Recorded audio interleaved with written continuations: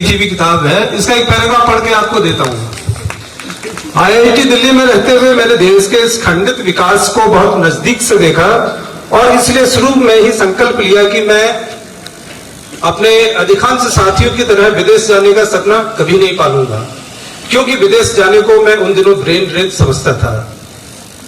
इसके बाद एक और पैराग्राफ है, मैं कोई ऐसी नौकरी करना चाहता था जिससे देश सेवा के ज्यादा अवसर हो, जिसमें गरीबी में जी रहे करोड़ों लोगों की मदद करने का मौका मिल सके, देश के आम नागरिकों तक पहुंचकर उनकी समस्याओं का समाधान किया जा सके। मैं सीधे आम आदमी से जुड़कर उनके लिए काम करना चाहता था।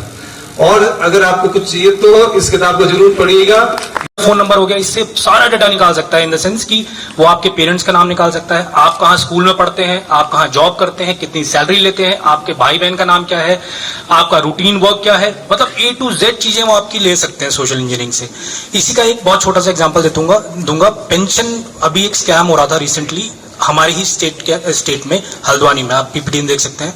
इसमें एक कॉल आई, बोला कि सर आप कल ही रिटायर हुए हैं, आप कुछ दिन पहले आप रिटायर हुए हैं और इस रिटायरमेंट के बाद सर आपका मैं बैंक अकाउंट अपडेट करना चाहूंगा, तभी आपको इस महीने से पेंशन मिलेगी।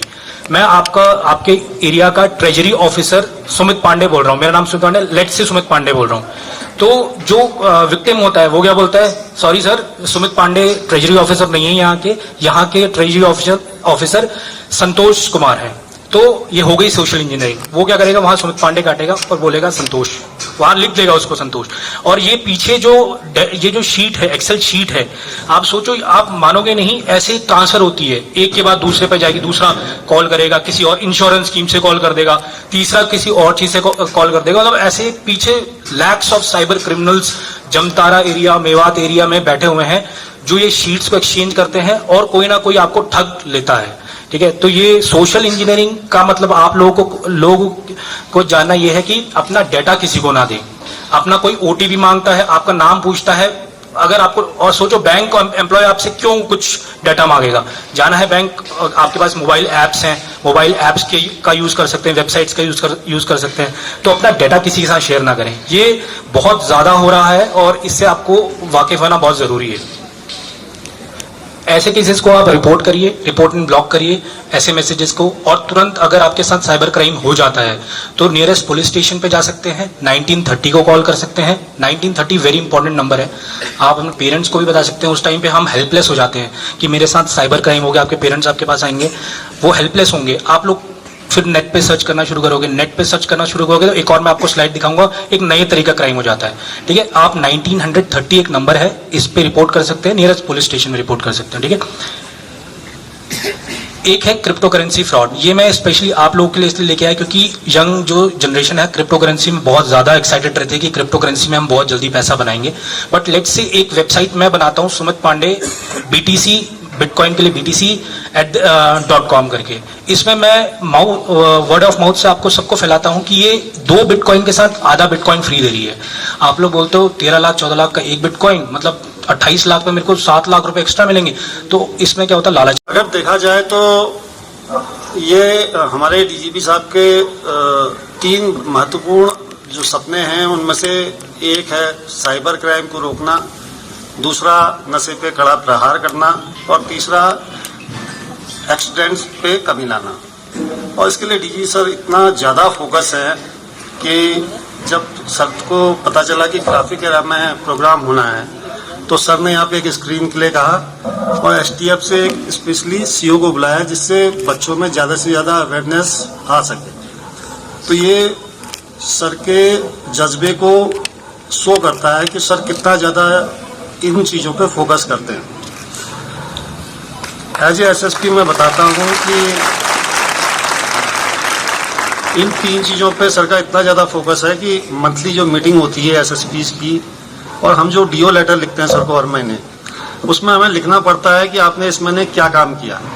तो ये हमारी परफॉर्मेंस भी चेक होती रहती है कि हम लोग क्या कर रहे हैं। नैनीताल पुलिस पिछले 1 साल से नशे में लगातार काम कर रही है। 4 किलो से ऊपर स्मैक हम लोग पकड़ चुके हैं। बड़ी गैंगस्टर जैसी कार्रवाइयाँ हो रही हैं, लेकिन अवेयरनेस सबसे ज़्यादा जरूरी इसलिए होता है कि हमें पता होना चाहिए कि इसके दुष्परिणाम कितने होते हैं। ये बच्चों ने जो भी स्किट दिखाया था ये अलार्मिंग है, क्योंकि स्कूल और कॉलेजेज ही इसके सबसे पहला जो चेक करने की जरूरत है वो स्कूल और कॉलेजेज में। इसीलिए सर ने ये सेशन यहाँ पे रखा जिससे आप में एक अवेयरनेस कैंपेन जागरूक कर सकें, आप लोग को सामने बताया जा सके कि क्या करना है और क्या नहीं करना है। मैं हृदय से सर का धन्यवाद करता हूँ और मैं प्रयास करते हैं हम लोग कि हम इसमें ज़्यादा से ज़्यादा बड़ी कार्रवाइयाँ कर सकें। धन्यवाद। कॉन्फ्रेंस थी, जुडिशियल कॉन्फ्रेंस थी और इसमें सभी प्रशासनिक और पुलिस अधिकारी भी जुड़े हुए थे और ह्यूमन ट्रैफिकिंग पे, जेंडर जस्टिस पे और वीकर सेक्शंस के को जस्टिस कैसे दिलाया जाए उसके ऊपर थी और बहुत ही उपयोगी कॉन्फ्रेंस थी पुलिस वालों के लिए। तो इसका एक प्रकार से बहुत बड़ा अनुभव था और इसमें बड़ी चर्चाएं हुई दोनों दिन और हम सब ने एक्टिवली प्रतिभाग किया और काफ़ी कुछ सीखने को मिला। यहाँ से जो टेक अवेज हैं जरूर उसको पुलिस विभाग में इम्प्लीमेंट करेंगे और लोगों को सेंसिटाइज करेंगे, हमारे आईओज को, थाना अध्यक्षों को, अन्य अधिकारियों को सेंसिटाइज करेंगे ह्यूमन ट्रैफिकिंग के बारे में और जेंडर जस्टिस के बारे में। कॉन्फ्रेंस हुई, इसका उद्देश्य ये था कि लॉ इन्फोर्समेंट एक्सरसाइज जो है, पूरी व्यवस्था है, चाहे पुलिस है, चाहे एडमिनिस्ट्रेशन है, चाहे जुडिशरी है, ये तीनों विंग्स जो हैं इनको सेंसिटाइज किया जाए। जो एक बहुत हमारे समाज में, विश्व भर में एक प्रॉब्लम है ह्यूमन ट्रैफिकिंग की, जिसमें बच्चे और खासकर महिलाएं इनको ट्रैफिक किया जाता है, इनको एक्सप्लॉइट किया जाता है, चाहे फोर्स लेबर में, चाहे प्रोस्टिट्यूशन में। तो किस तरह से इस तरह की जब वारदात होती है, कोई घटनाएं होती हैं, तो उसको किस तरह डील किया जाए, क्योंकि ये क्राइम्स जो हैं ये बड़े ऑर्गेनाइज तरीके से किए जाते हैं। इसमें बड़े रैकेट्स हैं, बड़े गैंग्स होते हैं और अनफॉर्चुनेटली इस तरह की क्राइम्स आसानी से सॉल्व नहीं होते। इसमें एविडेंस नहीं जुटा पाते हैं, विक्टिम्स जो हैं वो सप्रेस किए जाते हैं, वो एविडेंस नहीं दे पाते हैं और ये बहुत विश्व भर में बहुत लार्ज स्केल पे ये हो रहा है। रोज़ के रोज़ लाखों की तादाद में विश्व में लड़कियां और बच्चे जो हैं वो इस तरह से ट्रैफिक हो रहे हैं। तो उसके लिए एक अवेयरनेस क्रिएट करने के लिए लीगल प्रोविजंस क्या हैं, उनको किस तरह से इम्प्लीमेंट करें, क्या दिक्कतें आती हैं, ये सब समझने के लिए ये कॉन्फ्रेंस का